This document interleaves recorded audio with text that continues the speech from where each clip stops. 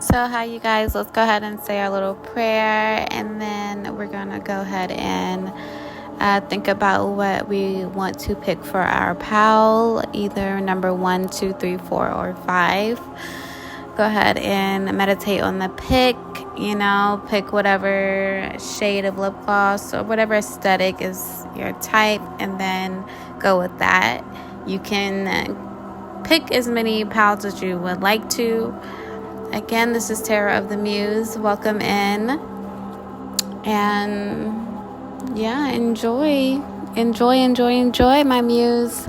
Don't forget to hit that subscribe button. Don't forget to like the video. Don't forget to comment down below the video. Let me know how you felt about these random messages from our spirit guides. Just things that we need to know. Dear God, Allah, Yahweh, Yeshua, guards, guardians, angels, ancestors, guides, and all benevolent spirits here for our highest and greatest good, please come into my muse's reading and make sure that this reading is clear, concise, and complete, understandable, juicy, and entertaining for the muse. Amen and amen. I hope you guys enjoy. Alright, so Pal 1, welcome to Tarot of the Muse. So for this, Pal, you guys are definitely going through a transformation, meaning that one thing is ending, one door is going to be closed, and another one will be open, and it will require you to, it will offer you the opportunity to reinvent yourself. So the question right now is, do you really believe in what you're seeing and feeling? Because it's all true.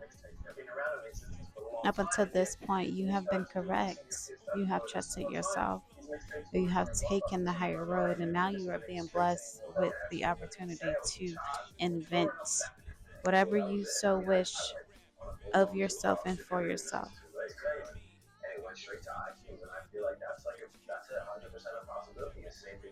Why do you do it?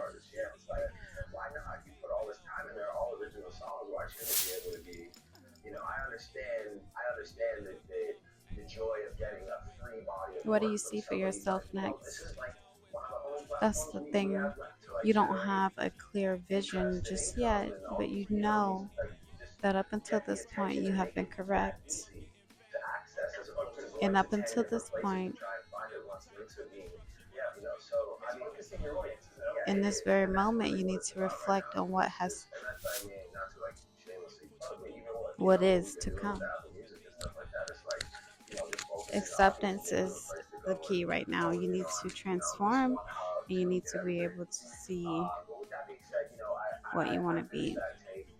Right now, seeing and feeling is believing for you, as it always has been.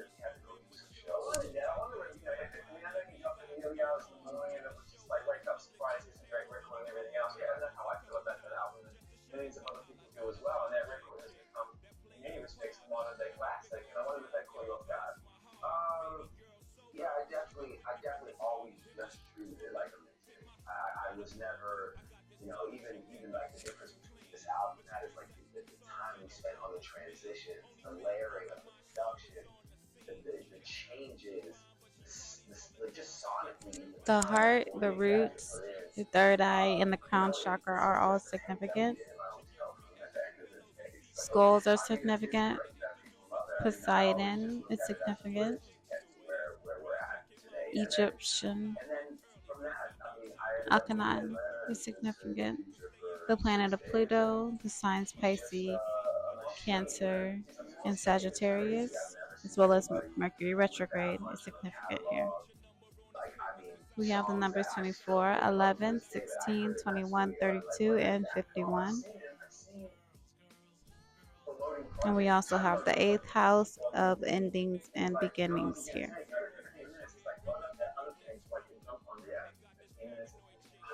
Simplistically, we have the number 6, the master number 11, the number 7, the number 3, the number 5, and the number 6 again. You guys may need to do yoga. You guys may be having cranks in your neck right now, crooks in your neck. Stretch, dance, move your body. Throat chakra energy.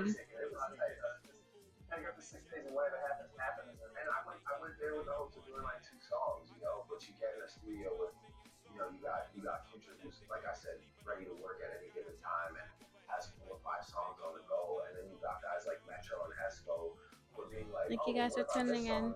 313 on the clock. Alright, Potter. So I definitely feel like you guys, your pal is about faith. It's also about, yeah, we're just gonna say faith. We got the number 6 here, the second house of owning is here. You guys may be seeing stuff. We also have the third house here, the house of messages. So I feel like you may be receiving a message, something may be coming in, a notification about something that is owed to you, something that is yours, a possession of yours in the form of financial money. We also have the element of fire here, representing desire and the part of fortune. Increase. So your part of fortune is very significant right now, as well as the planet of the sun, representing spirit, representing the number 1. So we have 37, 45. You guys may be this age. These numbers may be significant for you. We have the number 27, 26, number 1, the number 33. We have the 9th house here of faith, messages for the 3rd house, and owning for the 2nd house. The 3rd house of messages, the 2nd house of owning, and the 9th house of faith. Something about the way that I'm like delivering this information from these cards to you is just very clear, concise, and complete. We're not, going over, going under our limit here. We're just giving just enough to be well digested. So something about proportions and measurements and things of that nature, as well as being decisive in decision making right now. I definitely feel temptation is here. There's a trap. Somebody wants to trap. Somebody's watching you. Somebody feels like they know your future. Somebody feels like they set you up. Okay. You've been set up. Surprisingly in a good way. That's what I want to say. In a surprisingly good way, you've been set up.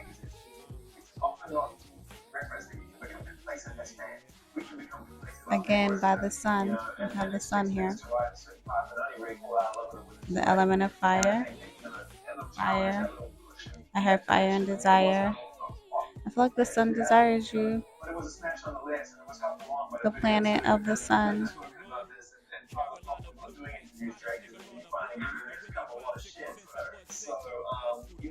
Your part of fortune is very significant. 9th house is also Sagittarius' house. 3rd house is Gemini's house. 2nd house is the house of Taurus. These signs may be significant. There's something hidden here. It's something about your fortune here, your fate, what's meant to be, things of that nature. That's all I have for you, Pal 2. I hope you enjoyed. So, Pal 3, the first thing that I noticed about your spread was that you had more cards laid out than expected. 2 more to be exact.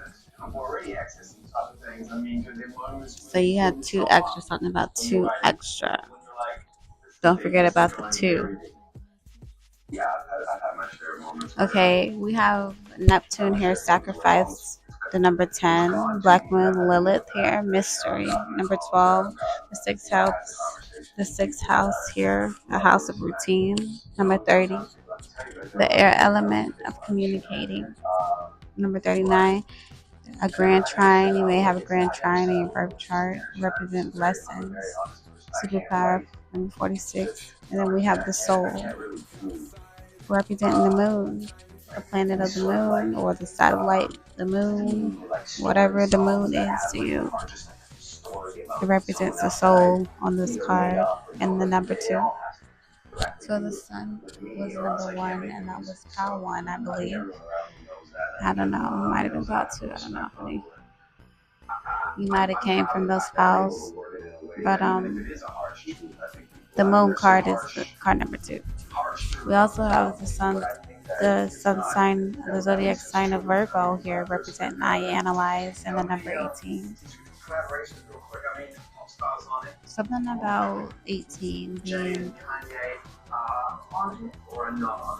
significant age means a lot. Something about this being the number. Something about the person who made this deck and specifically put the number 18 on Virgo's card because it's significant. It correlates to 18 in the life of an American woman, I heard specifically.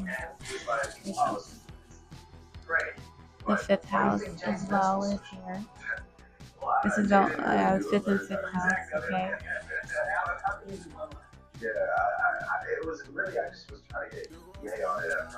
The 5th house of creativity.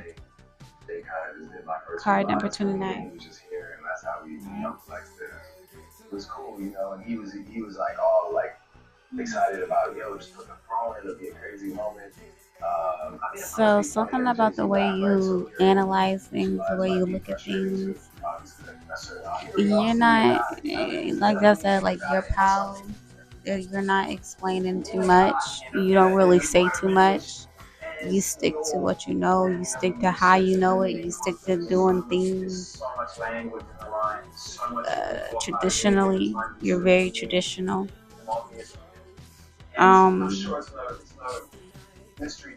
Yeah. It's like the only thing that's consistent about you is your very profound ways of relating to your soul that that you practice on a daily basis, every day of existence. This is how you choose to live your life and understand the world you live in. Are these ideologies, and you don't communicate, you don't try to get anyone else to understand these things about yourself. They're deeply rooted into your being, and it contributes to your rebellious nature, it contributes to your morality, it contributes to your habits, your eating habits, your self-care routines. It contributes to your entertainment, what you find funny, how you communicate, how you express yourself, how you dance, how you laugh, how you sing, how you praise, how you do everything. Okay, and that's all you care about, and that's all I have. How? 3. I take pride in being Kanye's neighbor. 333 on the clock as I start your reading, pal. For lucky you. Something here. When I pull your cards out, you got a little bit more than expected to. You had 7 cards instead of the 6. So that's the number of perfection. It's the number of completion in my book. It's the number of perfection, really. Perfection to me is completion, though, but it's not about me. It's definitely about you, the spread. Okay, the spell is about you. So we have Aquarian energy, I know. number 23. And then we have the fourth house, the house of your roots, card number 28. And then we have the planet of Mercury, planet of the mind, the third planet.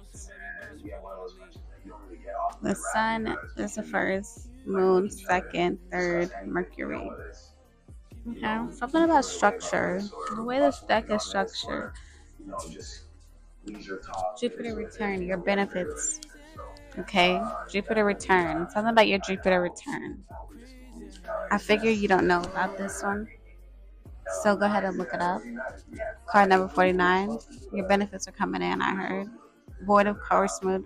Alright, yeah, for things you have to miss out on the count of the balance of the revolution that you knew was always going to have to come within your roots in your mind. You knew it was always going to have to come. You knew it was going to be something that you knew you had to keep a detached aura about the situation, about your perception of the situation, in order to benefit your roots and your mind and your solar eclipse. Something about knowing the energy of the solar eclipse and the realities of your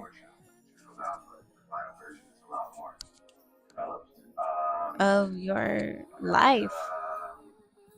Okay, that's card number 44, solar eclipse revolution. Also, we have the sign of Libra here. Libra, I balance, card number 19. Aquarius, Libra, Mercury, fourth house, Jupiter return, solar eclipse, void of course, moon.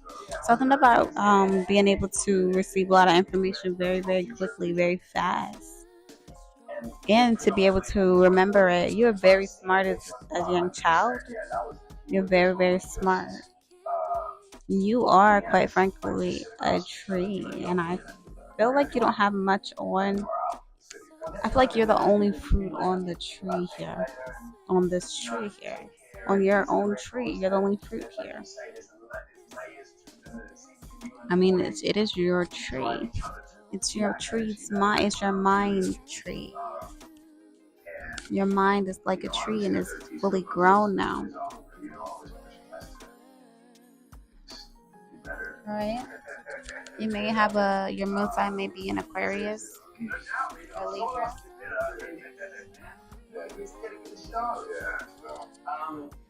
There's something you know, but it'll be at your benefit to let it be missing right now. Let it be a void of course moon, solar eclipse energy right now. The thing is, you'll never be without these pieces of you. You'll never be without them. No matter how much you have to detach from them, they're always within you. I think that's all I have for you, Paul. If you'd like a personal reading, look down below in the description box. SANGOSHONEY. Thank you.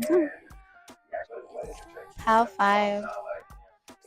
Your cards are the spookiest read I've gotten. Spookiest pal, and you got 5 cards exactly, which is our favorite number on this channel. We're not scared of that energy. We love it. But right here, you have a message from Saturn. You may be having a Saturn return. The card is the planet of truth. Card number 6. We have 7th house of partners. Card number 31. You may be 31.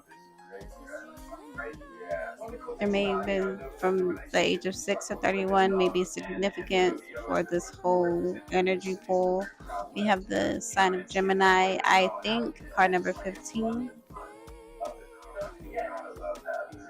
Simplifying to the number 6. And then the 11th house of friends, card number 35. And then we have Yod, destiny, card number 48. I'm going to go out of my way and I'm going to get that book. I'm going to walk over there and get that book and read this. I might even pause your time because I feel like you deserve it. So something about you deserving something here. Also, you are reincarnated from a different time period. Famous couple. Yeah, very, very impactful couple. to society. This may be needing to or destined to be recreated again. You may be here to do the same thing that you did last lifetime. Whatever you're thinking about right now, that's the one, that's the couple, that's the recreation of this in this lifetime that you will be living out. Let me pause this and we're gonna read Destiny Yo. Alright, Yo Destiny. A person often meets his destiny on the road he took to avoid it. John de la Fontaine. The ancients believed that the Yod was an area of fate in the chart and not a particularly favorable one. Also called the Eye of God or the Finger of God, the Yod is a peculiar astrological configuration in a chart. It is a triangle formed by two planets 60 degrees apart while both are 150 degrees from a third planet. This creates a thin pie-shaped aspect.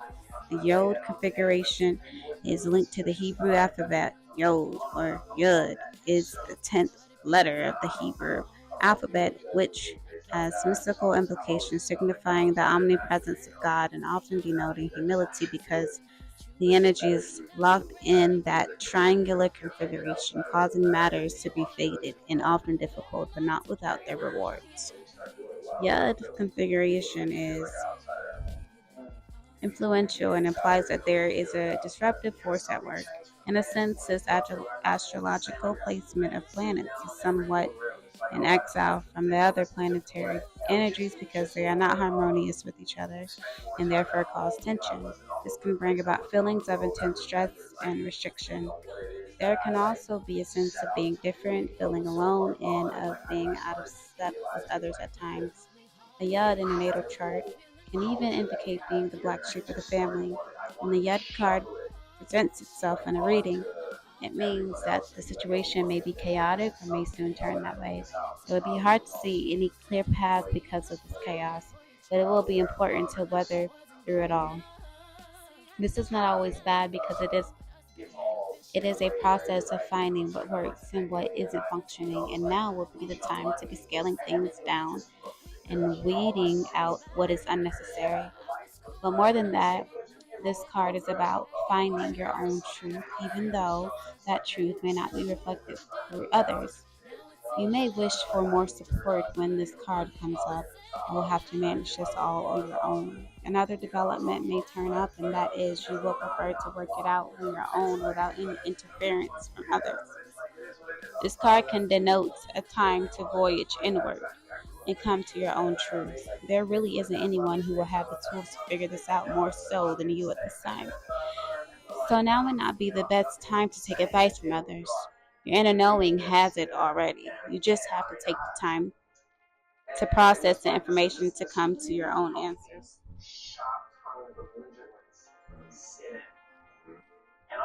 At times, when the Yud card turns up, there will be health issues that need to be dealt with and solved before moving forward. It can be indicative of autoimmune disease, celiac disease, fibromyalgia, thyroiditis, everyday allergies, and other ailments. Although these diseases will not be life threatening, they could still be a crucible of sorts with a need for drastic changes to be made for relief or for symptoms to subside. More positively, this card means that circumstances are good for achieving your goal, but be prepared for sacrifices on your part, and not just one, but several. It will not be an easy path, but it is a time to expand your focus. You have a desire for great awareness, which will come through dedication, but patience and adaptability are necessary in making the situation work to fulfill your greatest purpose, the one you were born for.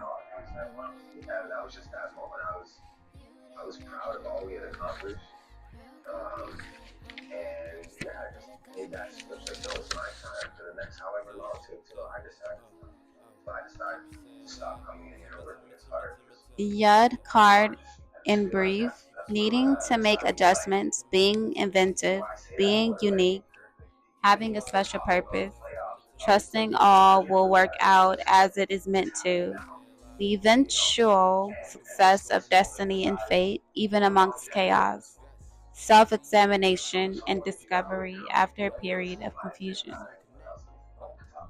Missed opportunities, increased awareness, humility, being shown factors you are currently blind to, making up your mind, making a choice, learning from adjustment, and flowing with the change.